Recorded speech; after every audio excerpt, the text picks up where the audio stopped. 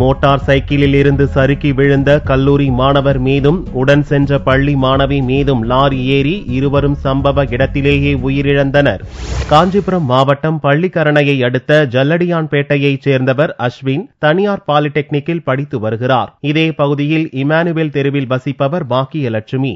இவர் தாம்பரத்தில் உள்ள தனியார் பள்ளியில் +2 படித்து வருகிறார். அஸ்வின் குமாரின் தங்கையை பார்க்க அவரது வீட்டிற்கு பாக்கியலட்சுமி வரும்போது இருவரும் நண்பர்களாக மாறியுள்ளனர். இந்நிலையில் அஸ்வின் குமாரின் பிறந்த நாளை முன்னிட்டு இருவரும் மேடவாக்கத்தில் உள்ள பாபா கோவிலுக்கு சென்றுள்ளனர். அவர்கள் சென்ற வழியில் இருந்த மணல் திட்டில் இருசக்கர வாகனம் ஏறி வழுக்கியதில் இருவரும் சாலையில் விழுந்துள்ளனர். அப்போது சாலையில் வேகமாக வந்த கழிவு நீர் லாரி விழுந்து கிடந்த அஸ்வின் பாக்கியலட்சுமி மீது ஏறி இறங்கியது. இதில் 2 பேரும் சம்பவ இடத்திலேயே பரிதாபமாக பலியாகினர். இது குறித்து போலீசார் வழக்கு பதிவு செய்து விசாரணை மேற்கொண்டு வருகின்றனர்.